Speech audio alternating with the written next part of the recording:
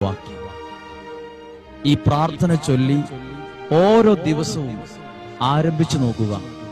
ദൈവം നിങ്ങളുടെ കാര്യത്തിൽ ഇടപെടുന്നതും നിങ്ങളെ സംരക്ഷിക്കുന്നതും നിങ്ങളുടെ മനസ്സിനെ തളർത്തുന്ന ഏത് പ്രശ്നങ്ങളിൽ നിന്ന് നിങ്ങളെ ദൈവം എഴുന്നേൽപ്പിക്കുന്നതും നിങ്ങൾക്ക് അനുഭവിച്ചറിയാൻ കഴിയും.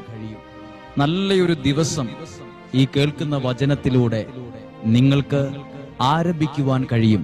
സങ്കീർത്തനം 27-ാം അധ്യായം 1-ാമത്തെ വാക്യം: കർത്താവ് എന്റെ പ്രകാശവും രക്ഷയുമാണ്, ഞാൻ ആരെ ഭയപ്പെടണം? കർത്താവ് എന്റെ ജീവിതത്തിന്റെ കോട്ടയാണ്, ഞാൻ ആരെ പേടിക്കണം? The Lord is my light and my salvation.